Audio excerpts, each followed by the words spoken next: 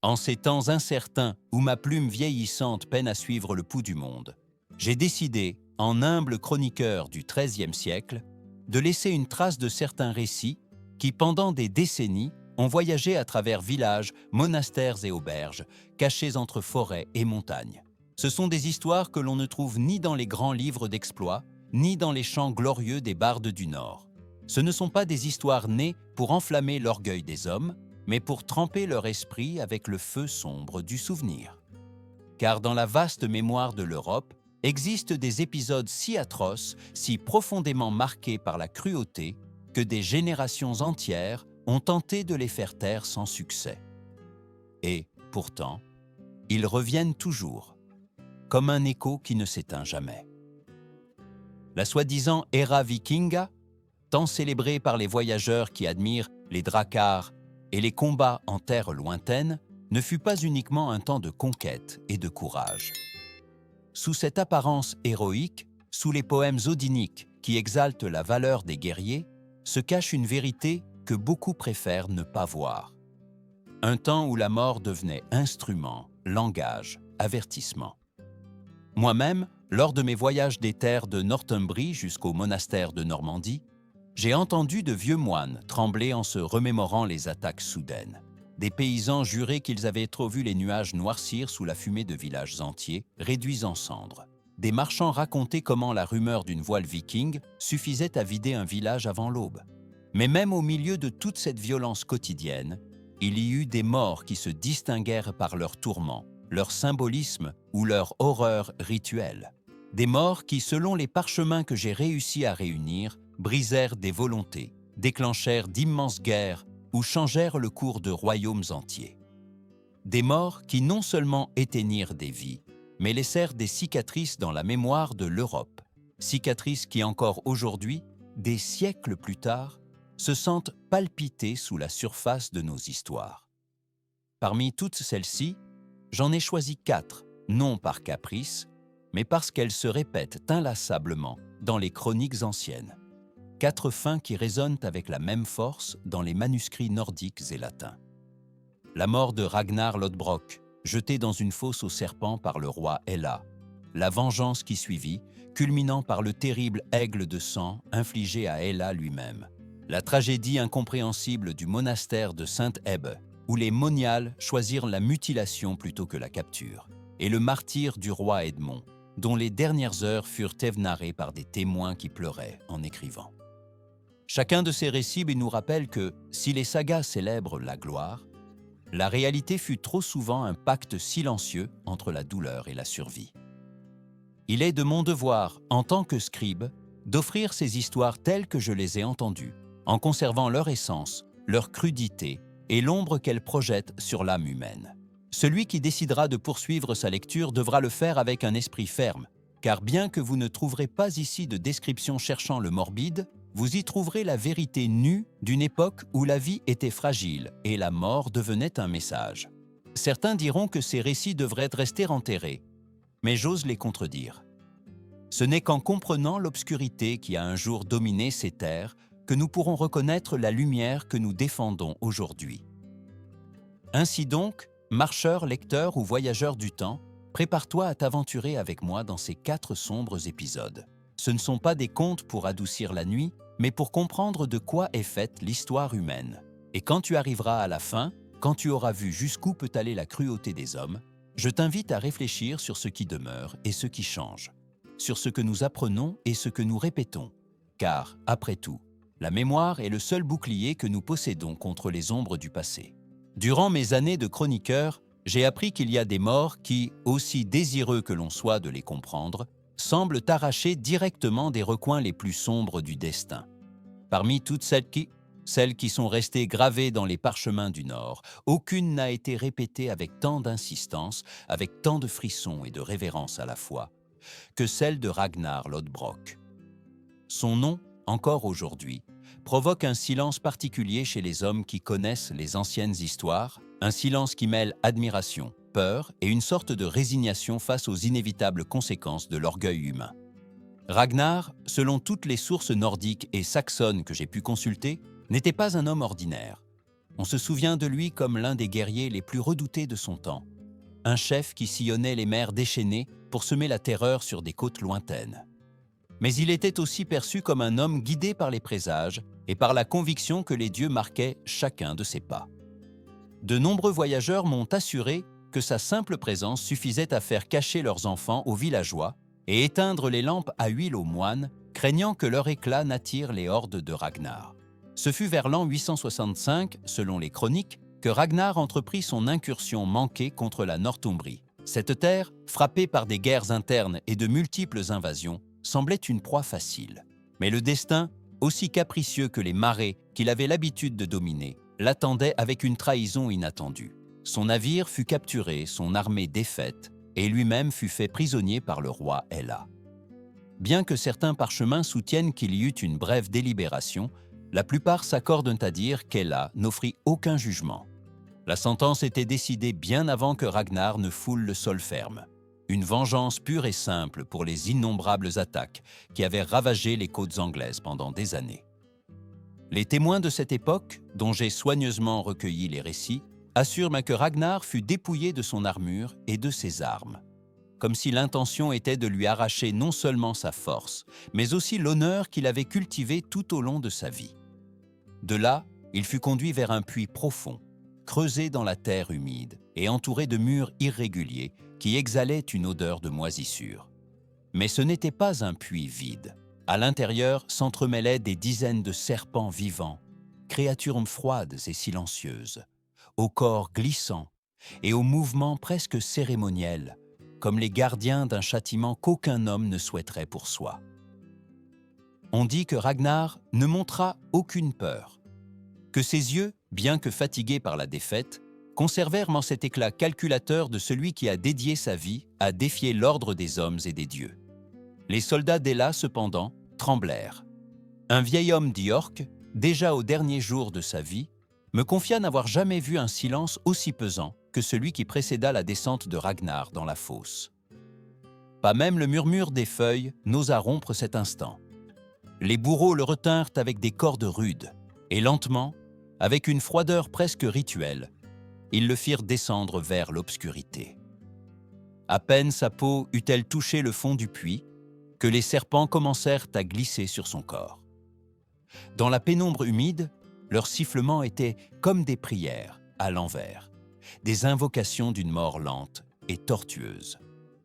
Le venin de ces animaux, selon les médecins de Northumbrie, était capable de provoquer une paralysie progressive, des hémorragies internes et une agonie qui pouvait se prolonger pendant des heures entières. Ragnar supporta chaque morsure avec un mélange de résistance et de défi. Les chroniques les plus anciennes, comme la Gesta Danorum, assurent qu'il n'implora ni clémence, ni ne fondit en larmes. Au contraire, il garda son sang-froid comme si ce tourment n'était qu'un prélude au destin qui l'attendait dans l'au-delà. Un moine anglo-saxon, dont j'ai trouvé le manuscrit dans un couvent en ruine près de Lindisfarne, écrivit que Ragnar se cala le dos contre la pierre pour mieux observer les soldats qui le regardaient d'en haut, comme s'il voulait qu'ils soient témoins de sa force d'âme. Le venin commença à parcourir ses veines. Sa peau devint pâle, ses muscles tremblèrent, et les battements de son cœur s'accélérèrent jusqu'à ressembler à des coups contre sa propre poitrine. Malgré cela, les récits s'accordent à dire que Ragnar chercha à rester conscient le plus longtemps possible. Selon les vers de la saga qui porte son nom, il prononça une phrase qui traversa les siècles, comme les marcassins grogneraient s'ils savaient comment souffre le vieux sanglier. Une métaphore féroce qui, bien que littéraire, exprimait sa certitude que ses fils ne laisseraient pas sa mort impunie. Les serpents continuèrent leur travail implacable. La respiration de Ragnar devint saccadée, sa vue brouillée, mais son esprit demeura ferme jusqu'aux derniers instants. La mort, quand elle arriva enfin, ne fut ni rapide ni miséricordieuse. Elle fut le résultat de chaque morsure, de chaque goutte de venin, que ses muscles ne purent résister. Ce fut peut-être l'une des fins les plus cruelles jamais conçues pour un guerrier de sa stature. Et pourtant, comme tout dans l'histoire humaine, cet acte de châtiment n'eut pas une fin silencieuse. Ce fut la mèche qui alluma une guerre dévastatrice, une vengeance sans limite qui transformerait tout le territoire anglo-saxon. Les fils de Ragnar, apprenant son destin, jurèrent qu'aucun roi d'Angleterre ne dormirait sans se souvenir de la fosse aux serpents. Ainsi prit fin Ragnar Lodbrok, non pas l'épée à la main comme tant de guerriers le désireraient, mais dans un abîme sombre, entouré de créatures silencieuses qui l'accompagnèrent dans son dernier voyage. Mais sa mort, loin d'éteindre son nom, le transforma en légende. Les chroniques anciennes assurent que la mort de Ragnar Lodbrok ne fut pas une fin, mais un commencement. Comme si les dieux avaient tendu l'oreille vers la fosse aux serpents, la chute du vieux guerrier déchaîna un fracas qui traversa mer, montagnes et terres gelées, jusqu'aux oreilles de ses fils. Dans les recoins les plus reculés de la Scandinavie, où le vent tranche la peau et les nuits semblent éternelles, les descendants de Ragnar apprirent la nouvelle, avec un silence qui ne présageait pas la douleur, mais la tempête. Ce silence se transforma bientôt en serment, et le serment en l'une des vengeances les plus redoutées de l'histoire médiévale, la formation de la grande armée païenne. J'ai lu de mes propres yeux fatigués des manuscrits usés qui parlent de cette armée comme d'une ombre vivante. Ce n'était pas une simple horde de pillards, c'était une marée de clans, de familles, de guerriers et de chefs qui, unis par le sang versé de Ragnar, marchèrent vers l'Angleterre avec une détermination quasi surnaturelle. Les monastères décrivent cette avancée comme un nuage sombre qui consumait des villages entiers. Les paysans, incapables de résister, s'enfuirent vers les forêts. Seuls les murs de villes comme York semblèrent offrir une résistance, bien que pas pour longtemps. En l'an 866, la grande armée païenne arriva à Eoforwick, la ville que nous appelons aujourd'hui York. Les chroniques saxonnes racontent que la ville tomba avec une rapidité qui provoqua la panique parmi les rois locaux. Et là, le même roi qui avait condamné Ragnar à mourir parmi les serpents, accourut avec son armée pour reprendre la ville, croyant que les dieux le favoriseraient pour avoir éliminé un ennemi si redouté. Mais les chroniques nordiques racontent une autre histoire. Hela n'affronta pas seulement des guerriers assoiffés de victoire, mais des fils qui marchaient avec le feu de la vengeance brûlant dans leur poitrine. La bataille fut féroce, et bien que certains récits anglais soutiennent qu'Hela mourut au combat, d'autres sources, en particulier les sagas islandaises comme la Ragnars saga Lodbrokar, affirment qu'il fut capturé vivant. Ce sont ces dernières que j'ai décidé de conserver, car leurs détails, leur cohérence interne et leur influence à travers les générations indiquent que, du moins dans l'imaginaire médiéval, elle a vécu assez longtemps pour payer entièrement la mort de Ragnar. Selon ces sagas, le roi Hela fut amené devant les fils de Ragnar, qui le regardèrent avec un mélange de mépris et de justice vengeresse. Il n'y a aucun manuscrit qui enregistre une quelconque supplication de la part du roi. On dit que, même en tremblant, il soutint le regard, en comprenant qu'il n'y aurait aucune clémence. Et ainsi commença le rituel que les Nordiques réservaient uniquement aux traîtres les plus méprisés, le soi-disant aigle de sang. J'ai eu accès à un manuscrit islandais qui décrit le rite avec un ton étrange, presque solennel. Il y est dit que la victime était placée face contre terre sur une surface ferme, les bras et les jambes immobilisés.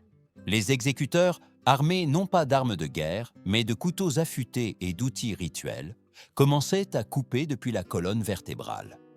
Les côtes étaient ouvertes une par une, séparées avec une précision terrible, jusqu'à ce que le dos s'ouvre comme les ailes d'un oiseau. Bien que certains historiens modernes discutent si cette description fut littérale ou symbolique, les chroniques médiévales, écrites sans la modération de la raison contemporaine, la présentent comme un châtiment réel, exécuté dans des cas exceptionnels. Les sources les plus anciennes s'accordent sur quelque chose qui m'a toujours ébranlé. Ce rituel ne visait pas simplement à tuer, mais à dépouiller le condamné de son humanité, à transformer son corps en un message visible pour les ennemis présents et futurs. L'aigle de sang n'était pas un acte de rage impulsive, mais un langage baroque de violence, un symbole qui proclamait la suprématie des clans nordiques sur ceux qui oseraient se briser des serments ou trahir le sang. Les fils de Ragnar, selon la tradition orale, commencèrent le rite en silence. Il n'y eut ni cri de victoire ni chant, seulement le son métallique des lames, le craquement des os et le murmure grave des guerriers qui observaient. Pour eux, ce qui se passait n'était pas une simple exécution, mais un acte sacré, la restauration de l'honneur souillé par la mort de leur père. Un voyageur danois dont j'ai recueilli les témoignages il y a des décennies affirma qu'Ella conserva sa conscience pendant une bonne partie du processus. Nul ne sait si cela fut le fruit de l'exagération, de la peur ou d'une vérité difficile à accepter. Cependant, ce qui concorde dans toutes les chroniques, c'est que l'exécution fut menée sans hâte. Chaque geste était délibéré, chaque mouvement avait un but rituel. Aux yeux des Nordiques, plus le châtiment était prolongé, plus le message transmis aux dieux et aux hommes était complet. Les sagas mentionnent même que, une fois les côtes ouvertes, les poumons étaient extraits avec soin et placés sur les épaules du moribond, formant ce qu'ils appelaient les ailes de l'aigle. Je ne sais pas si je dois croire littéralement cette scène, mais je sais que pour les Européens médiévaux, le simple fait de l'imaginer suffisait déjà à en faire un avertissement redoutable. Quand Ella mourut enfin, il n'y eut pas de joie. Le silence s'empara du campement. Les fils de Ragnar, selon les récits, ne célébrèrent pas. Ils se contentèrent d'observer le corps du roi anglais, conscients que la vengeance avait été accomplie, mais sachant aussi qu'aucune mort, aussi ritualisée fût-elle, ne pouvait rendre la vie du père qu'ils avaient perdu. L'aigle de sang devint alors une histoire qui traversa les générations. Certains la racontaient comme un exemple de justice divine, d'autres comme une preuve de la brutalité nordique. Mais tous, même les plus sceptiques, s'accordaient à dire que ce châtiment marqua un avant et un après dans la relation entre les royaumes anglo-saxons et les envahisseurs du Nord. Et ainsi, dans les ombres de l'histoire, le roi Ella paya sa dette avec un destin si terrible qu'encore aujourd'hui, des siècles plus tard, son nom reste associé à l'un des rituels les plus effroyables jamais enregistrés. Parmi tous les récits qui sont parvenus jusqu'à mes mains, et ils sont nombreux, car j'ai dédié ma vie entière à parcourir des monastères qui résistent encore, des ruines couvertes de mousse et des villages où les anciens murmurent encore des histoires du passé. Aucun ne m'a autant hanté que la tragédie qui a enveloppé le monastère de Sainte-Hebbe. Ce ne fut ni une bataille, ni une exécution rituelle, ni un acte de vengeance comme ceux qui marquèrent le destin de Ragnar et Ella. Ce fut plutôt une tragédie née de la peur, du sacrifice désespéré et du choc brutal entre mondes irréconciliables. Le monastère de Sainte-Hebbe était situé sur la côte nord de la Northumbrie, dressé sur un promontoire qui semblait veiller sur la mer comme une sentinelle solitaire. Depuis sa fondation au 7e siècle, il avait été un refuge pour des femmes dévotes qui consacrèrent leurs jours à la prière, à la copie de manuscrits et aux soins des pauvres de la région. Les pèlerins décrivèrent le lieu comme un havre de paix. Murs de pierre baignés par la brume marine, toits de bois sombres qui craquaient sous les tempêtes, et un petit jardin où poussaient des herbes médicinales que les sœurs utilisaient pour soigner blessures et maladies. Mais au milieu du 9e siècle, les côtes de Northumbrie n'étaient pas plus sûres. Les voiles vikings avaient été vus trop souvent s'approchant de l'horizon comme des présages de malheur. Tout monastère sur la côte était une cible facile pour les pillards du Nord, car ils savaient que dans ces lieux, ils trouveraient des objets en argent, des manuscrits précieux, des otages utiles pour obtenir des rançons et des femmes à soumettre. La chronique Liber Eliensis, que j'ai pu étudier lors de mes voyages, relate avec précision la peur qui s'empara des communautés religieuses de la région. Un soir, selon les témoignages recueillis, un pêcheur arriva au monastère, la peau pâle et les mains tremblantes. Il avait vu dans la brume la silhouette reconnaissable d'une flotte viking se dirigeant vers la côte. Il courut à travers le jardin, frappa à la porte de bois avec désespoir et avertit les sœurs du danger imminent. L'abbesse, femme d'une grande force spirituelle, réunit la communauté dans la chapelle, où les bougies projetaient des ombres agitées sur les murs de pierre. Ce qui se passa ensuite est l'un des épisodes les plus douloureux que j'ai eu à transcrire. Craignant que les envahisseurs ne les réduisent en esclavage, ne les violentent ou ne les obligent à devenir des trophées de guerre, l'abbesse prit une décision terrible. Elle convainquit toutes les sœurs que la seule façon d'éviter un destin encore plus cruel était de se défigurer. Avec de petits couteaux, normalement utilisés pour préparer des parchemins, les femmes se réunirent en silence devant l'autel. Il n'y eut ni pleurs ni cris, seulement un murmure brisé de prières. Une à une, selon les chroniques, elles se coupèrent le nez et la lèvre supérieure, détruisant leur visage pour priver les envahisseurs de tout motif de désir. Lorsque j'ai recueilli ce récit dans mes carnets, je confesse que ma main a tremblé. Non pas à cause du sang, mais en imaginant le tempérament requis pour exécuter un tel acte de sacrifice. Ces femmes, qui avaient dédié leur vie à la dévotion et à la quiétude, se virent contraintes de choisir entre l'horreur et la mutilation. À cet instant, la foi se mêla à l'instinct le plus élémentaire de préserver leur dignité. Mais à l'arrivée des Vikings, la scène qu'ils trouvèrent les remplit d'une fureur glaciale. Les sagas racontent que, voyant les femmes au visage défiguré, les pillards interprétèrent cet acte non comme de la bravoure, mais comme un défi. Au lieu de partir ou de les emmener comme esclaves, ils prirent une décision brutale, enfermer toutes les sœurs à l'intérieur du monastère et y mettre le feu. Un frère anglais, dont j'ai acquis le manuscrit lors de mon séjour dans un couvent près de Berwick, écrivit que les portes du monastère furent barricadées de l'extérieur, avec d'épaisses poutres. Ensuite, les Vikings empilèrent du bois et des bottes de foin contre les murs. Le son du feu grandissant, dévorant l'air et grimpant le long des parois, fut décrit comme un rugissement qui se mêlait aux prières des sœurs. De loin, les habitants de la région virent une colonne de fumée s'élever vers le ciel, teintée d'un rouge inquiétant. À l'intérieur du monastère, selon les chroniques, les sœurs se tinrent par la main tandis que l'abbesse entonnait un dernier chant pour les accompagner dans l'autre monde. La chaleur devint insupportable. Le toit commença à céder, mais même à ces moments, leur prière ne s'éteignit pas. De nombreux moines ultérieurs interprétèrent cela comme un acte de martyre, un don absolu à leur foi et à l'espoir que leur sacrifice inspirerait d'autres à résister à la violence des envahisseurs. La mort des sœurs de Sainte Hebbé ne fut pas une mort glorieuse sur le champ de bataille, ni une exécution rituelle destinée à envoyer un message aux ennemis. Ce fut plutôt une tragédie silencieuse dont l'écho a perduré comme un rappel que la peur peut conduire à des actes de courage indescriptibles et, en même temps, déclencher des réponses d'une brutalité sans limite. Lorsque j'ai visité les ruines du monastère il y a quelques années, j'ai trouvé de petits fragments de poterie brûlés et des restes de pierres noircies par le feu. Là, face à la mer qui frappait les rochers avec sa force incessante, j'ai compris que cette histoire est plus qu'un épisode isolé. C'est un symbole du choc culturel entre deux mondes, l'un guidé par la prière et l'humilité, l'autre par la conquête et la domination. L'histoire du monastère de Sainte-Hebbé continue de vivre parce qu'elle nous oblige à affronter une vérité inconfortable. Même ceux qui recherchent la paix absolue peuvent se retrouver piégés dans les engrenages de la violence. Et parfois, dans leur tentative de préserver leur dignité, ils laissent une empreinte plus profonde que n'importe quel guerrier ou roi. Parmi tous les parchemins que j'ai pu étudier au cours de mes longues années de voyage à travers les royaumes du Nord, peu m'ont autant ému que les chroniques qui racontent le martyre du roi Edmond d'Estanglie.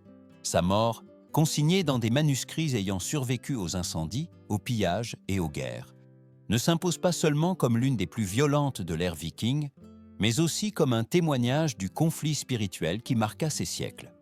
La lutte entre un christianisme qui cherchait à s'enraciner avec force et un paganisme féroce qui ne reconnaissait d'autre loi que celle de l'acier et de la vengeance. Les récits situent cette tragédie à l'hiver de l'an 869. Les terres d'Estanglie étaient déjà affaiblies, harcelées par l'avancée implacable de la grande armée païenne, une force composée de clans nordiques unis par l'ambition et la soif de domination. Là, entre des forêts dénudées par le froid et des villages qui brûlaient les uns après les autres, régnait Edmond, un monarque jeune mais profondément dévot, dont la fermeté spirituelle deviendrait sa marque finale. Selon les témoignages conservés, les envahisseurs, probablement menés par Ivar le Désossé et Ubbe Ragnarsson, ravagèrent les défenses du royaume sans trop de résistance. La comparaison entre les deux armées était écrasante. D'un côté, des guerriers endurcis par des années de pillage et de bataille. De l'autre, des soldats locaux mal armés, accompagnés de paysans qui n'étaient pas préparés à affronter une marée aussi implacable. Bientôt, Edmond se retrouva isolé, ses conseillers le suppliant de fuir vers des régions plus sûres. Mais lui, affirment les chroniques, refusa catégoriquement. Dans l'œuvre Passio Sancti et Admondi, écrite des décennies plus tard mais basée sur des récits de témoins directs, il est assuré que le roi préféra faire face à ses ennemis, même si cela signifiait la mort. Selon ses parchemins, Edmond déclara qu'il n'abandonnerait pas son peuple, ne renoncerait pas à sa foi en Christ, ni ne deviendrait le vassal de rois païens. Cette décision, que certains pourraient considérer comme téméraire, fut interprétée comme un acte de fidélité spirituelle absolue, un geste qui marquerait le destin de son âme et de son royaume. Capturé après un bref affrontement, Edmond fut amené devant les commandants vikings. Les chroniques s'accordent à dire qu'on lui offrit la vie en échange de l'abjuration de sa foi et de sa soumission en tant que roi tributaire. Mais il maintint sa position avec une sérénité que même ses geôliers, selon certains témoignages, jugèrent surprenante. Certains manuscrits rapportent que, lorsque les envahisseurs lui exigèrent de renier le Christ, Edmond répondit avec un calme qui tendit encore plus la scène. Il préférait mourir plutôt que de trahir ce qu'il considérait sacré. Ce fut alors que commença son tourment. Les Vikings, irrités par son refus, le lièrent à un arbre, attachant ses mains et ses pieds avec des cordes tendues. L'hiver enveloppait le forêt d'un silence dense, et l'air glacé semblait attendre le dénouement. La Passio raconte qu'ils commencèrent à le frapper à coups de fouet, chaque coup laissant de profondes marques sur sa peau. Mais le plus déconcertant fut ce qui vint après, l'utilisation d'arcs et de flèches pour prolonger son agonie. Les archers, suivant les ordres de leur chef, tirèrent à leurs flèches avec une précision étudiée, évitant les organes vitaux afin de ne pas provoquer une mort rapide. Les chroniques décrivent comment le corps du roi fut couvert de flèches jusqu'à ressembler à un animal sauvage transpercé par les chasseurs. Un moine qui affirma avoir vu le corps par la suite écrivit qu'Edmond gisait comme un porc-épic humain, une image qui, bien que dure, démontre la brutalité de ce châtiment. Peuses aux souffrances extrêmes, les manuscrits affirment qu'Edmond ne proféra ni insulte ni supplication désespérée. Au contraire, certains assurent qu'il récitait des prières à voix basse, s'accrochant au réconfort de sa foi. Cette attitude déconcerta les Vikings, qui s'attendaient à le briser moralement avant de le tuer. Mais la force du roi, loin de s'affaiblir, semblait se renforcer à chaque nouveau coup. Finalement, au voir que les flèches ne brisaient pas son esprit, les commandants vikings ordonnèrent de son exécution finale. Ils lui coupèrent la tête et, en un geste de mépris supplémentaire, la jetèrent dans le forêt voisine pour éviter un enterrement chrétien approprié. Cependant, selon la tradition, ses fidèles sujets la retrouvèrent des jours plus tard, guidés par des signes qu'ils interprétèrent comme divins. Cette découverte renforça la conviction qu'Edmond était un martyr, un élu dont le sacrifice transcendait la cruauté infligée. La mort d'Edmond résonna dans toute l'Angleterre. Elle ne fut pas vue uniquement comme la chute d'un roi, mais comme un acte de résistance spirituelle face à une force qui semblait imparable. Avec le temps, sa figure devint un symbole de dévotion inébranlable et de courage, sous une pression extrême. Même des rois postérieurs le vénérèrent comme saint et protecteur, et son histoire fut répétée dans les monastères, les marchés et les châteaux, inspirant des générations qui vécurent d'ignore sous l'ombre de nouvelles invasions. En lisant les parchemins qui racontent la fin, on sent que la bataille entre ses geôliers et sa foi fut plus profonde qu'un simple affrontement physique. Edmond ne tomba pas par faiblesse, mais pour rester ferme dans ce qu'il croyait juste. Sa mort, en ce sens, devient un avertissement et un exemple. La violence peut ôter la vie, mais elle ne parvient pas toujours à soumettre la volonté. Et ainsi, le roi Edmond, jeune monarque d'Est-Anglie, trouva sa fin entre la neige hivernale et le rugissement muet des arbres. Son histoire, cependant, survécut au feu, au fer et au temps.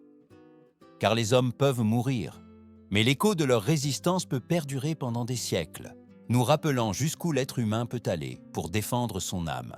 En concluant ce parcours à travers les pages les plus sombres de notre histoire, je ne peux m'empêcher de sentir que chacune de ces morts, si différentes les unes des autres mais unies par le sceau implacable de la violence, nous parle avec une clarté qui transcende les siècles. Ce ne sont pas de simples récits destinés à provoquer l'effroi, ni des échos lointains d'un temps barbare qui n'existe plus. Ce sont des avertissements, des miroirs qui reflètent ce qui se passe lorsque le pouvoir, la peur et l'ambition débordent les limites qui devraient les contenir. La fosse aux serpents de Ragnar Lodbrok nous montre comment la cruauté peut devenir un instrument politique, un outil d'humiliation destiné à envoyer un message plus fort que n'importe quelle épée. L'exécution par l'aigle de Sandela nous rappelle que la vengeance, lorsqu'elle se nourrit de la douleur, est capable de transformer les hommes en héros de destruction ritualisée. L'incendie du monastère de Saint-Hébet révèle le visage le plus tragique de la guerre, celui où des victimes innocentes, prises entre la foi et le désespoir, prennent des décisions qu'aucune âme ne devrait être contrainte de prendre. Et le martyre du roi Edmond démontre que même au milieu de la brutalité la plus extrême, l'esprit humain peut s'accrocher à une conviction si forte que même la violence prolongée ne parvient pas à la briser. En tant que chroniqueur médiéval, j'ai vu comment ces histoires se glissent d'un manuscrit à l'autre, comment elles se murmurent dans les couloirs des monastères ou autour des feux de camp dans des villages isolés. Elles ne survivent pas parce qu'elles glorifient la mort, mais parce qu'elles révèlent la fragilité de notre existence et la facilité avec laquelle le monde peut sombrer dans l'ombre lorsque les hommes oublient leur propre humanité. Dans chacune de ces tragédies se cache un enseignement. La cruauté laisse des cicatrices plus profondes que n'importe quelle victoire, et le souvenir de la souffrance perdure bien plus que les noms de ceux qui l'ont infligée. En fermant ces pages, je t'invite à réfléchir sur ce que nous avons parcouru ensemble. Que nous disent ces histoires sur nous-mêmes, sur la lutte éternelle entre justice et injustice, entre violence et compassion? Je t'encourage à partager tes pensées dans les commentaires. Ta voix, ta vision et ton jugement sont essentiels pour maintenir vivante la mémoire de ces épisodes et pour comprendre quelle signification ils ont dans le monde actuel. Ce n'est qu'en affrontant les vérités difficiles du passé que nous pourrons aspirer à construire un avenir où les blessures ne se répéteront pas.